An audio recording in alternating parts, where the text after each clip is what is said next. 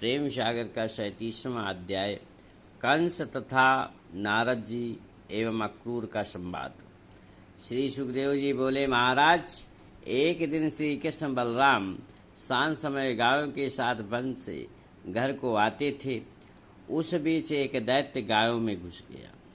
उसे देखते ही सब गाय तो इधर उधर फैल गई, तितर बितर हो गई और ब्रजवासी दौड़ वहां आए जहाँ सबके पीछे कृष्ण बलराम चले आते थे। प्रणाम कर बोले, महाराज, आगे एक अति बड़ा बैल खड़ा है, उससे हमें बचाओ। इतनी बात के सुनते ही श्री कृष्णचंद्र बोले, तुम कुछ मत डरो, वह राक्षस वृषभ का रूप धर के आया है। निकट जाए बोले हरि, हमारे पास आओ कपट तन धरी। तू और किसी को क्या डराता है, मेरे निकट किस लिए नहीं आता है। यों कह फिर ताल ठोक ललकारा, आ मुझसे संग्राम कर। यह वचन सुनते ही वो असुर ऐसे क्रोध कर धाया कि मानो इंद्र का वज्र आया। ज्यों ज्यों हरि उसे हटाते त्यों त्यों वह संभल संभल कर बढ़ा आता था। एक बार ज्यों ही उन्होंने उसे दे पटका, त्यों ही खिजला कर उठा और दोनों सींगों से उसने हरि को दबाया। तो श्री कृष्णचंद्र जी ने भी फुर्ती से निकल झट पांव पर पांव दे उसके सींग पकड़ यों मरोड़ा कि जैसे कोई भीगे चीर को निचोड़े। चीर माने वस्त्र। निदान वह पछाड़ खाए गिरा और उसका जी निकल गया। इस बीच श्री राधिका जी ने आहर से कहा कि महाराज, वृषभ रूप जो तुमने मारा इसका पाप हुआ, इससे अब तुम तीर्थ न्याय आओ, तब किसी को हाथ लगाओ। इतनी बात के सुनते ही प्रभु बोले कि सब तीर्थ को मैं ब्रज में ही बुलाए लेता हूँ। यों कह गोवर्धन के निकट जाए के ओढ़े कुंड खुदवाए, तहाँ ही सब तीर्थ देह धर आए और अपना अपना धाम कह कह उसमें जल डाल डाल चले गए। तब श्री कृष्णचंद्र जी उसमें स्नान कर बाहर आए। अनेक गोदान कर बहुत से ब्राह्मण जिमाए शुद्ध भये और उसी दिन से वे कुंड कृष्ण कुंड, राधा कुंड नाम से प्रसिद्ध हुए।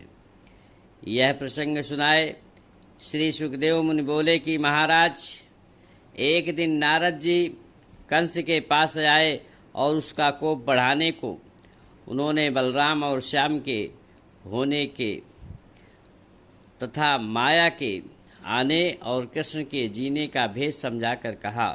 तब कंस क्रोध कर बोला, नारद जी, तुम सच कहते हो।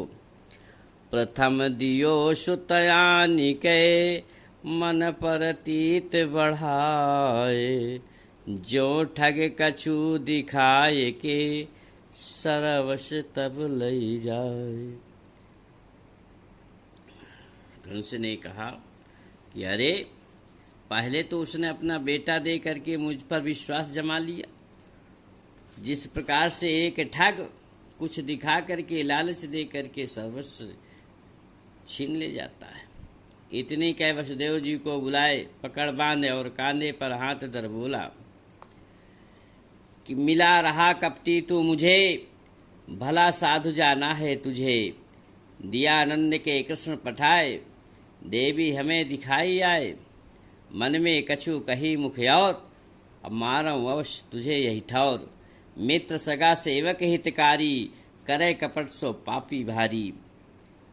मुख मीठा मन विष भरा, रहे कपट के हेतु। और आप काज पर द्रोहिया, उससे भला जो प्रेत। ऐसे बक झक कर नारद जी से कहने लगा कि महाराज, हमने कुछ इसके मन का भेद ना पाया। हुआ लड़का और कन्या को ला दिया। जिसे कहा अधूरा गया, सोई जा गोकुल में बलदेव हुआ, बलराम भया। इतना कह क्रोध कर होठ चबाए, खड़ग उठाए, जो चाहा कि वसुदेव को मारूं। तो नारद मुनि ने हाथ पकड़ कर कहा, राजा, वसुदेव को तू रख आज, और जिसमें कृष्ण बलराम आवेश होकर काज। ऐसे समझाए बुझाए जब नारद जी चले गए, तब कंस ने वसुदेव देवकी को एक कोठरी में मूंद दिया और भयातुर हो केसी नामक राक्षस को बुला के कहा कि महाबली तू हाथी मेरा, बड़ा भरोसा मुझको तेरा, एक बार तू ब्रज में जा, राम कृष्ण हाथी मुझे दिखा। इतने वचन सुनते ही केसी तो आज्ञा पाए विदा हो दंडवत कर वृंदावन को गया और कंस ने शाल, तोशाल, चाणूर, अरिष्ट, व्योमासुर आदि जितने मंत्री थे सबको बुला भेजा। वे आए, तिन्हें समझाकर कहने लगा कि मेरा बैरी पास आए बसा है, तुम अपने जी में सोच विचार करके मेरे मन का जो सूल खटकता है सो निकालो। मंत्री बोले, हे पृथ्वीनाथ, आप महाबली किसी से डरते हो क्या? राम और कृष्ण को मारना क्या बड़ी बात है?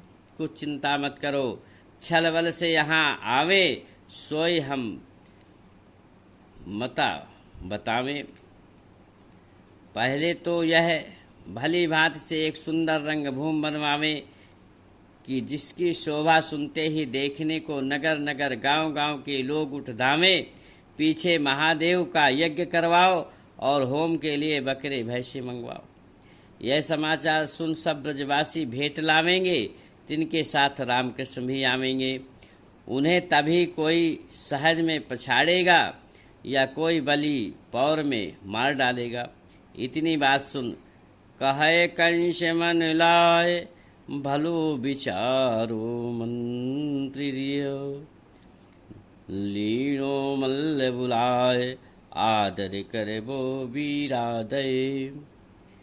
फिर सभा में आए अपने अपने बड़े बड़े राक्षसों से कहने लगा कि जब हमारे भांजे राम और कृष्ण यहाँ आवे तब तुम में से कोई उन्हें मार डाले तो मेरे जी की खटका जाए। यूँ समझाए पुण्य महावत को बुलाकर बोला कि जो तेरा सबसे मतवाला हाथी है द्वार पर खड़ा कर देना।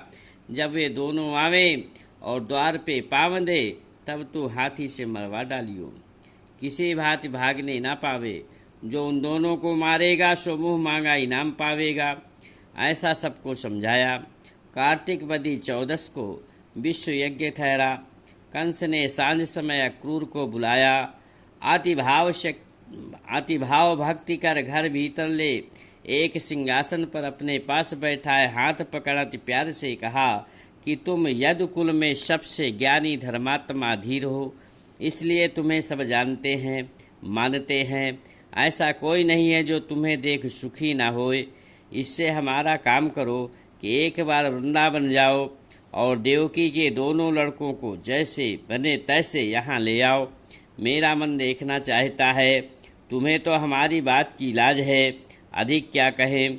और कहने लगा कि तुम वृंदावन में जाए नंद के यहाँ कहियो कि यज्ञ है, धनुष यज्ञ है और अनेक अनेक प्रकार के कौतूहल वहाँ होंगे। यह सुन नंद उपनंद गोपों समेत बकरे भैंसे ले भेंट देने आवेंगे। जिनके साथ देखने को कृष्ण बलदेव भी आवेंगे। यह तो मैंने तुम्हें उनके लाने का उपाय बता दिया। तुम सुज्ञान हो, जो युक्ति बनावे सो करियो, अधिक तुमसे क्या कहे। अक्रूर ने अपने जी में विचारा कि मैं अब भली भांति कहूँगा तो न मानेगा, इससे मन की भावना अंदर ही रहने दो, इससे बात मत करो। यही सोचकर अक्रूर हाथ जोड़ से झुका बोला, महाराज तुमने भला मत किया, यह वचन हमने सिर चढ़ाए मान लिया। कल भोर को जाऊंगा और रामकृष्ण को ले आऊँगा। ऐसे कहे कंस से विदा हो अक्रूर अपने घर आए। बोलो वृंदावन बिहारी लाल की जय।